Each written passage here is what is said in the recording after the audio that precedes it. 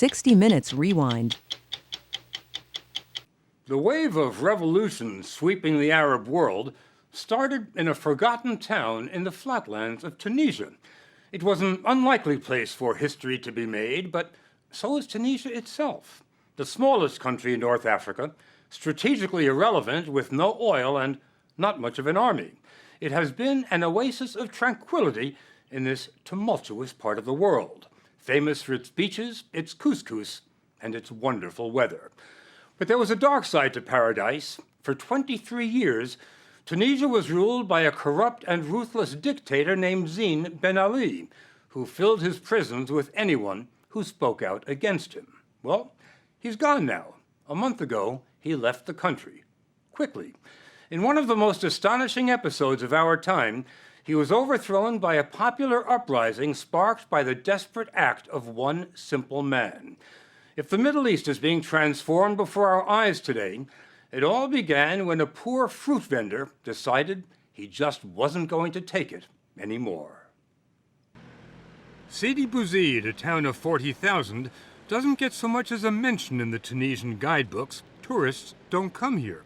On Friday morning, December 17th, 26-year-old Mohamed Bouazizi was selling fruit from a cart, as he did every day to support his family.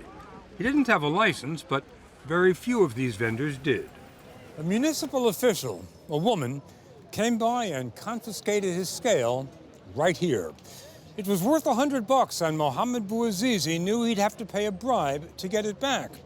This had happened to him many times before, but this time he got mad. He complained, and the woman slapped him.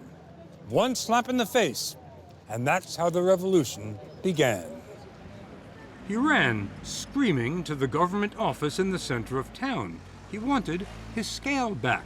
That's all, but they wouldn't let him in. He went to a gas station, filled up a canister, and went back to the government building. His friend Jamil, another fruit vendor, went with him. Jamil says Bouazizi stood in the middle of traffic, poured gas over himself, and cried out, "How do you expect me to make a living?" Then he lit a match. He barely survived. Bouazizi's mother says her son wasn't political in any way. He just wanted to continue making his $10 a day and send his sisters away to college. But that slap was one indignity too many. It was illegal to demonstrate in Tunisia, but hundreds came from all over town to protest. Nothing like that had ever happened before in Sidi Bouzid. The symbol, by just burning himself, using his body as a way to express that anger and need for dignity, touched a lot of Tunisians. Ziad Mahersi is a doctor and radio show host who was active in the uprising. He worked with us on our story. Do you think this revolution would have happened now if it hadn't been for Bouazizi? I don't think so. The anger spread to other towns in the interior of the country, where unemployment among university graduates was approaching 50%. The dictator Ben Ali did the only thing he knew how to do. He turned to his police. The turning point, the real one here, was the real bullets. Tunisia is one of the most peaceful countries you can ever think of. Tunisia, people don't have guns. Even robbers don't have guns.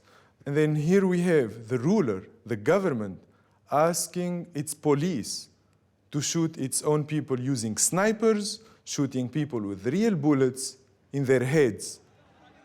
Hundreds of protesters were killed, but you wouldn't have heard anything about it on the state-run media. 20% of Tunisians, however, are on Facebook, and Facebook had pictures.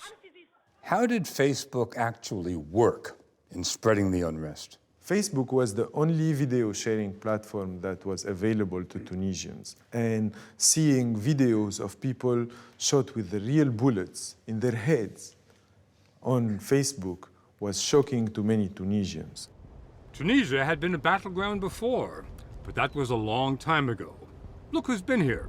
Hannibal, Carthaginians, Romans, warriors all, and all leaving their mark.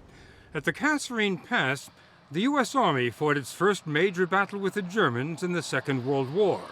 and left nearly 3,000 soldiers behind in a cemetery few Americans even know about.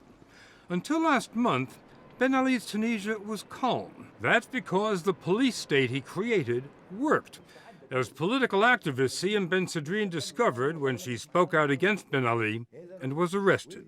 They put me face to the ground, and it's a very big man. And he started jumping on my neck, on my head, on my everywhere. And he was jumping on me, and I was down. Did he want you to No, say something? Nothing. No. It's just a punishment. You do not have the right to say no to Ben Ali. After her release, the police took to dumping sewage at her front door and sabotaging her car. They cut the freins, brakes. The brakes, yeah. Brakes. Twice I had accident because the brakes were cut. The repression was complemented by corruption. That was the specialty of Ben Ali's second wife, who was 20 years his junior, and brought her extended family into the presidential palace, turning the seat of government into a mafia command post. Mustafa Kemal Nabli was once a minister in Ben Ali's cabinet, then went into exile. He's back now as the governor of Tunisia's central bank. How much money do you think the Ben Ali family took for themselves every year? It's significant. I think it's in the billions of dollars. The Ben Alis blanketed the country with luxury villas. They kicked people out of any other homes they liked. Investors, businessmen, couldn't do anything without giving the family a piece of the action. You haven't used the word bribe. Oh, it's worse than a bribe. I mean, it's blunt corruption. The 74-year-old Ben Ali saw himself as president for life, and he didn't want people to recognize that he wasn't getting any younger. He dyed his hair. Mubarak had dyed hair, pure black. What is it about these dictators in the Middle East and their dyed hair? Those dictators try to look the way they looked when they took power, so they make people forget the amount of time they spent ruling them. Ben Ali was taken aback by the outbreak of unrest. He tried to calm people down with a PR campaign that was nothing short of grotesque.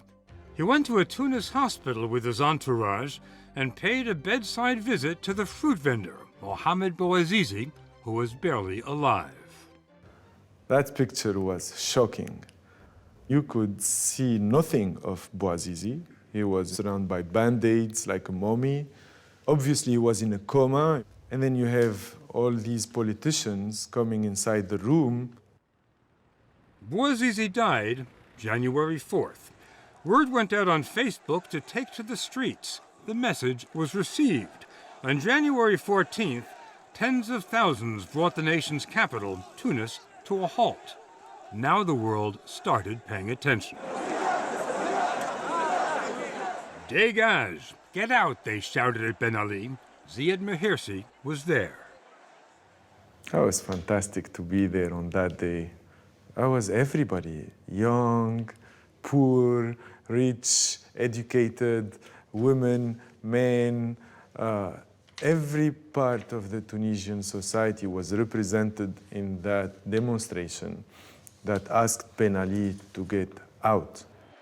The protesters thought it was entirely possible that Ben Ali would order the army to fire on them, but they didn't budge.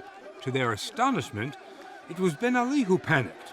He fled the country, went to Saudi Arabia. I think like the majority of the Tunisian people, we were in disbelief. We were like, he's gone. It was just crazy. He left in his plane and he's gone. Took us some time to realize it, I think. So, yeah, we were free then. It was the first time an Arab dictator had been toppled by his own people. It didn't take long before the homes belonging to his extended family were torched and looted. Today, they're tourist attractions. But not for foreigners, for themselves, a testament to what they've accomplished. There used to be pictures of Ben Ali everywhere. They're gone now. Well, almost. There's graffiti all over Tunis. thanking Facebook for the revolution. But more than anything else, it was the revolt of the young. And it's your generation that went and threw out this dictator.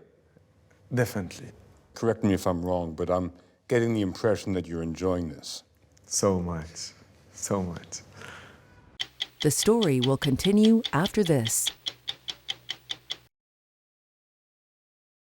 Today, Tunisia's small army is keeping the peace. Elections are due to be held in 6 months. Meanwhile, there's something called an interim government, and the new Secretary of State for Youth and Sport is 33-year-old Slim Amamu. He was one of the protesters. Now he's really learning about democracy.